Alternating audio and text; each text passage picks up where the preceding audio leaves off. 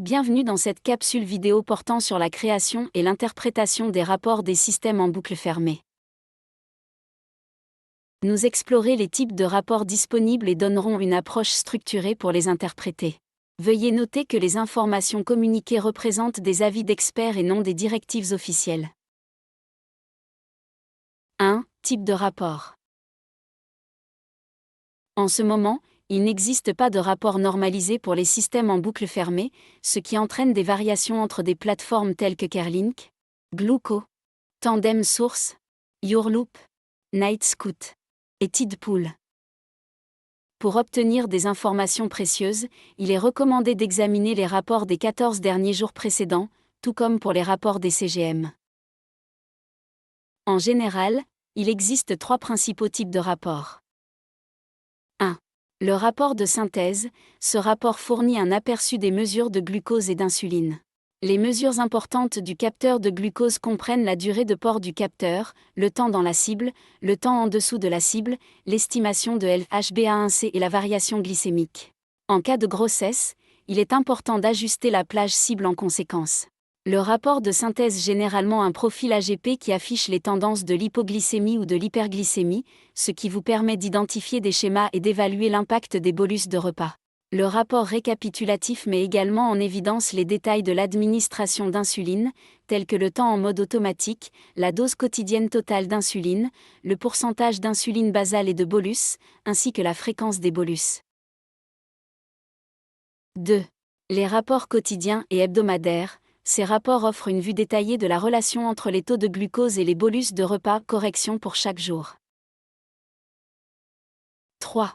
Le rapport sur les paramètres de l'appareil. Ces rapports indiquent les paramètres et les alarmes du capteur de glucose, de la pompe à insuline et de l'algorithme en boucle fermée. 2. Interpréter des rapports en 4 étapes. Pour interpréter efficacement les rapports des systèmes en boucle fermée, il est utile de suivre une approche structurée. Ces étapes peuvent servir de guide. 1. Commencez par évaluer si les objectifs du traitement sont atteints, en vous concentrant sur les temps dans l'intervalle et au-dessus 70% et temps en dessous de l'intervalle en dessous à 4% au cours des 2 dernières semaines.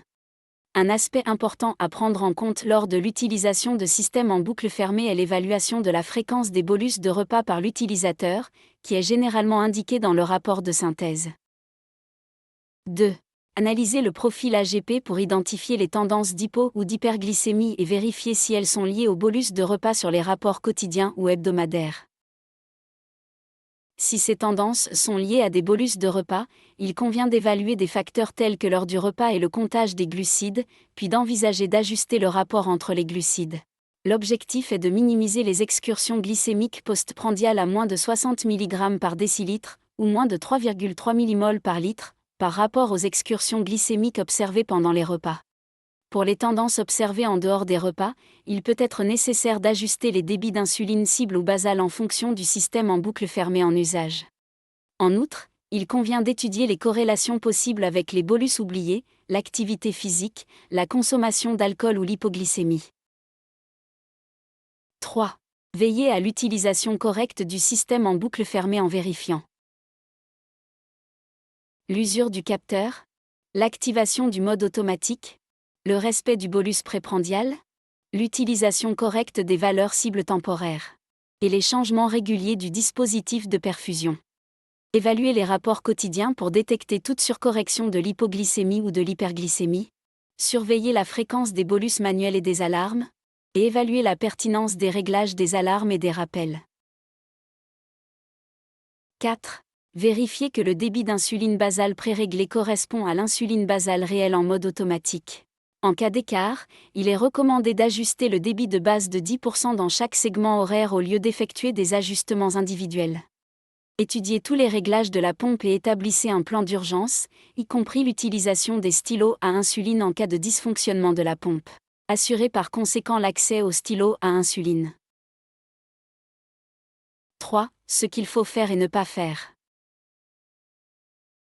Modifiez progressivement les réglages de l'insuline, 1 ou 2 à la fois, et évaluez leur effet sur le contrôle de la glycémie après 1 à 2 semaines.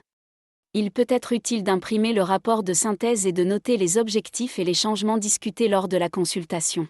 Cette pratique permet aux patients de mieux comprendre leurs données. En tant qu'utilisateur d'un système en boucle fermée, il est préférable de jouer un rôle actif dans l'examen des rapports personnels et d'envisager des ajustements si nécessaire, en plus des consultations avec les prestataires de soins de santé. La compréhension et l'interprétation efficace des rapports sur les systèmes en boucle fermée sont essentielles pour optimiser le contrôle de la glycémie et la gestion globale du diabète. En suivant une approche structurée et en collaborant avec les professionnels de santé, les utilisateurs peuvent faire des ajustements en connaissance de cause, surveiller les tendances et améliorer leur parcours vers une meilleure gestion de la glycémie et du bien-être. N'oubliez pas que la prise en charge de votre diabète est un processus continu et que, grâce à une surveillance assidue et à un engagement proactif avec vos rapports, vous franchissez des étapes importantes vers un meilleur contrôle de la glycémie et un meilleur bien-être général.